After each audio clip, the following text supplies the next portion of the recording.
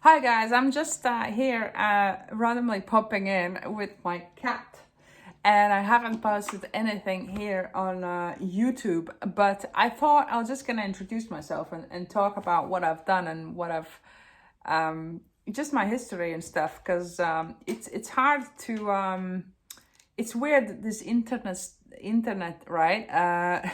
You know, because I've been active on Instagram, for example, for like whatever years now. I don't know, 7 maybe years, maybe something like that, maybe more. And like I think I had a feeling that some people like kind of thought of me like some Instagram guitarist or whatever. But I just wanted to talk about a little bit like what I've done and what is my history, because I did play professionally before Instagram existed. And I am also a little bit young, a little bit older, but that some of you may think I am. But because yeah, people do tell me I look a little younger, and that's cool, I suppose. In I should be happy, and that's fine. But just generally, based on my, obviously I do have a bit more life experience, even though you kind of the mother nature have given me a little bit good genes, I suppose. Okay guys, so let's start from the beginning. So what happened in beginning? So year 1983. 1983 is when I was born, and I was born in a small country called Latvia. It's ex-Soviet Union country, so in year 83 it was still Soviet Union. Soviet Union collapsed in 91. So first part of my childhood, when I was growing up, when I was a baby, when I was started school, I think 6 or 7, I believe, is when a Soviet Union collapsed. And I remember that actually there was something called barricades, and my dad went there and all that stuff. So yeah, I experienced all that weird Soviet Union stuff. And yeah, so and one thing about Soviet Union, guys, is that jazz was forbidden music in those in that part of the world, right? So because everything American was forbidden. Yeah, so that's when I was a kid. And but obviously, and that makes jazz not as strong, I suppose, educational wise, in Latvia, but we did have very strong classical music roots and education. So as a lot of people know Russian composers, and Latvia was occupied by Germans before Russians. So yeah, we do have a lot of very strong classical music education there, and opera, and all that stuff is happening. Very strong choir culture, huge festival of singing, huge choir. I don't know if you want to Google that, but yeah, there's huge festival with like hundreds and thousands of people singing all together. It's crazy. Yeah, it's like huge choir festival, and I did start singing in choir back in school as well. So I suppose that's my early stages of music, is singing in a school choir. Really, I kind of almost forgotten about that part. I also had piano in my room, so I was kind of trying some stuff out when I was a kid, just on my own. I didn't have any lessons up until when I was a teenager, when I decided to start playing guitar.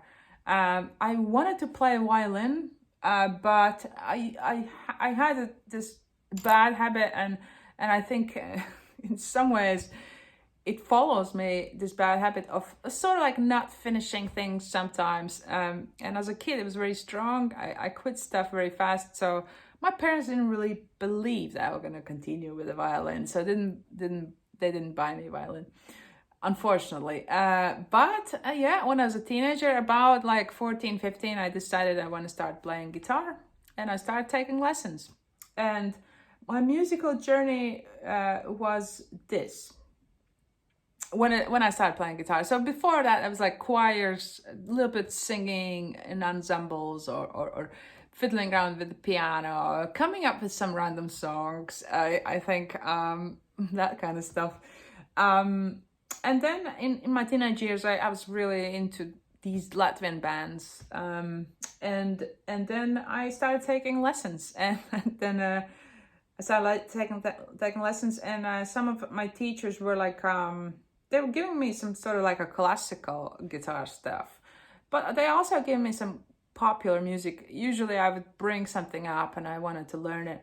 And then what happened was my teacher told me there was like a guitar session going on, a guitarist session. It's like a week of bunch of guitarists live in this little town, and they take a lot of lessons and go to these lectures and meet other guitarists. And that was just really cool. That opened my horizon, that opened my eyes, because before that I didn't have any musical situations, musical family or anything. I didn't know any musicians. I just wanted to play, and I was taking lessons. So when I went to that guitar session week, or guitarist week, or like a camp, I started, I met all these guitarists. It was amazing. And I started, studying with all these different teachers who were giving lectures. And that was like after I was playing like 2 years or something when I went there. And that's when I decided, and one of the teachers was flamenco teacher. And I decided that was impressive. And I decided I wanted to do it. And as a woman, there was definitely like this silly thing that all female musicians experience, where you're told like, okay, female, girls don't play guitar well, or all that stuff. So I had this strong like, okay, I'm gonna prove them wrong, right? And that's why I thought I'm gonna pick that flamenco, because it was really impressive the way it sounded, right? And the teacher was really tough, and he didn't take students if they were like haven't played for like at least 2 years or something like that. So he never took beginners. I was just about like, I think I was just about 2 years, maybe not, and he was like, almost like sending me home at some point. But I proved there was like some technique. He gave me a tremolo, and I remember learning that tremolo pretty fast. I've forgotten it now. I have to remember it again to relearn it. But that was one of those things, all these flamenco techniques. And then I kind of proved myself to him, and then he kept me as his student. So flamenco was my background. In the same time, I also started studying blues. It's very different from flamenco, but it was just what was told to me. Like other guitarists were like the ones I was hanging out with from this guitar session right? Was just saying how, if you know jazz, then you can play anything, and blues is just sort of like a gateway into jazz. And playing blues was a cool thing as well. So I suppose that's when I started practicing and learning some blues as well. So I had the electric guitar, I was practicing that, and playing blues, and then flamenco. And then about 5 years into playing, I got my first paid gigs.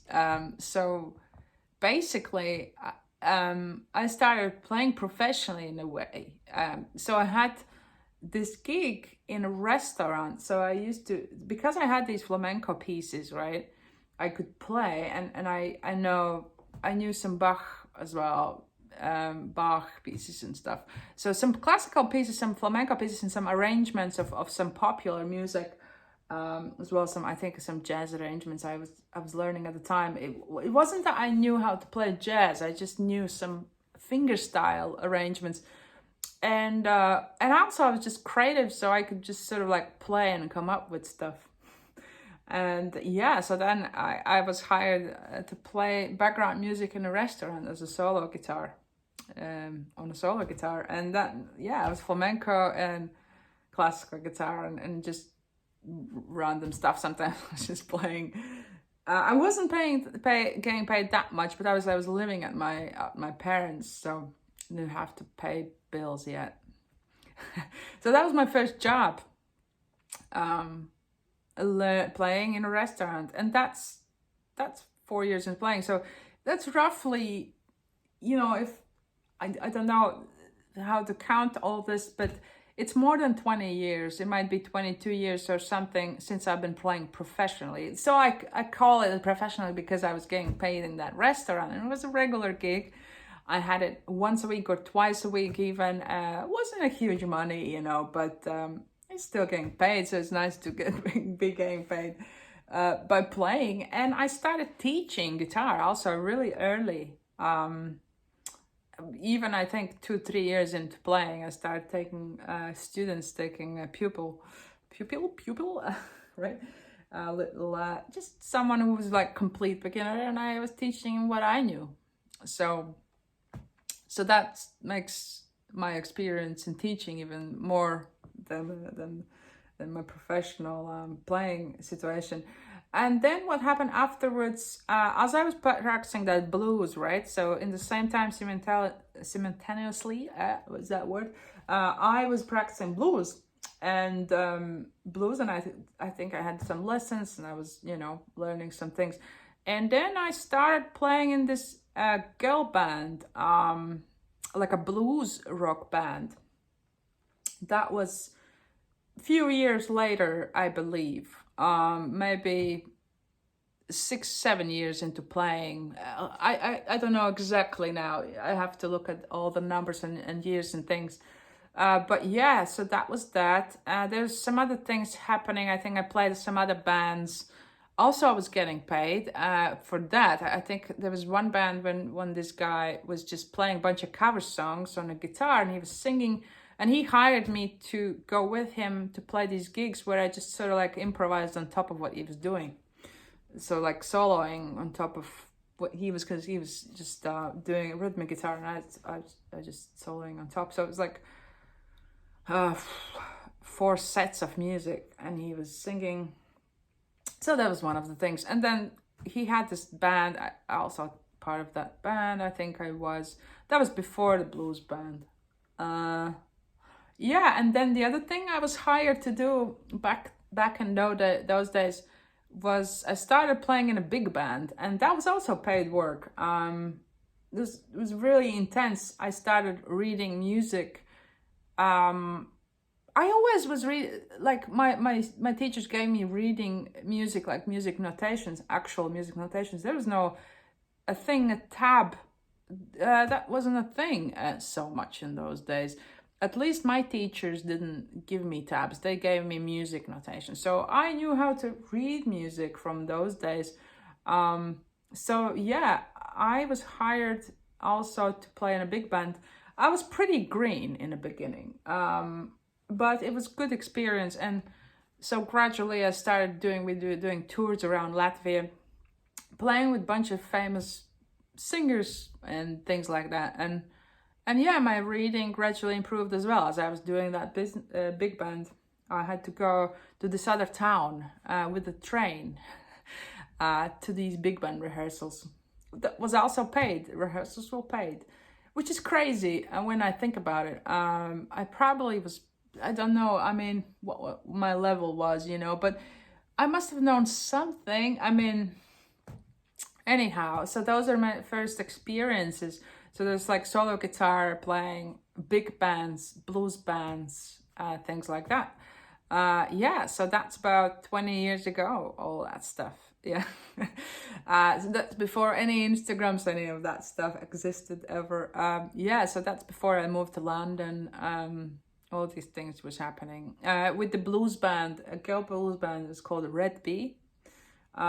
Which I left. Eventually, I left that band because I wanted to do more jazz. And I continued afterwards as well. Anyhow, we did a bunch of festivals, and we had this residency as well, like a pub type of thing, bar or pub, where we also getting paid. So yeah, I don't know. It's kind of crazy when you think about it, but that was what was happening when I was younger, and yeah, 20 years ago, roughly. And then I started studying. I went to study jazz. So there was first time in Latvia there was like a jazz course that started happening. Right before that, I was actually studying a little bit of music management, which is also weird. But yeah, I suppose there's some business to it, and things that I learned. But I never was good at learning anything in schools or anything like that, or instance any sort of like a profession, school as per se. Like most stuff I usually learned was on my own, and just getting through the records and things like that. Doing my own process, my brain that just sort of like approach things from some other perspectives. I don't know. But yeah, anyhow, I did study jazz. In this first time, there was like a course that started up in Latvia. Before, there was no jazz education. But my teacher was pretty good. Well, a good teacher. He gave me a lot of basics and a lot of like, we checked out some bebop, and we checked out some bossa nova and things like that. And we also had to study drums in school, in this jazz school. So drums was one of the subjects. So once a week I had drum lessons. And there was also piano. I must say I was better at drums than I was at piano. I was also never. That's the other thing that these days, kids these days, right? Sorry, I sound like an old lady, but kids these days, yeah. Yeah, that's the other thing that happens is that people sort of like learn online and from YouTubes and things, and they don't go and play with other people. That wasn't the case for me. I was always since that guitarist session, first time I started playing with other people, it was always a thing. And when I started studying jazz, there was a little session back in Latvia where we used to go and play and try to play. There was a funk session, there was a jazz session. We were not good. I was not good or anything, right? But it was important to go out and play with people and yeah, and form bands and form little things. Always playing with people. That was the thing. So I think that's what's missing. A lot of this internet culture these days. People maybe do that less because yeah, I don't know. People are very sort of away from reality of playing with people and things like that. All right, so that's the beginnings of my, and then later I moved to London and did a lot of stuff here. There's a lot of stuff obviously happening in those 20 years since then that I've done and experienced as a musician and in life and stuff. I live currently in London. That's been 14 years in London. I used to run a jazz jam session here in London. I shared stages with a bunch of people, one time with Amy Winehouse, and many others. Really, like I don't even know which ones to name drop because you know, I've been also like a band leader and composer for a long time as well. So I was more focused on that than being a session player. Because like I was always like more creative. Also was really active in a jam, going to jam sessions when I was new in London. Again, an important part of life and being a musician, just playing with people, guys. So yeah, so that's my story, more or less. Obviously, there's more to it. I've probably forgotten a lot of things in there, like digging into records, taking lessons, composing and things like that. Yeah, but that's the story, roughly, right? Okay, guys. Hope you enjoy this. I haven't been here for very often here on YouTube. I sort of stopped posting regularly. I might restart. Let's see how it go. Yeah, and I'm actually have to tell you something. I am making a course, so that's course about mastering triads. So hopefully I'm gonna get that going I actually have filmed most of it now. So now I have to figure out how to put it on webpage and things like that. And finish filming actually. But yeah, there's not much left. So it's almost done. So keep an eye out. I'm gonna post the video once I upload everything properly and for people to check it out. Because you want to master your triads across the fretboard, right? Okay, guys, I'll see you in next one. Thanks for watching. Hope this was interesting. I don't know. Let me know in the comment section. See you around.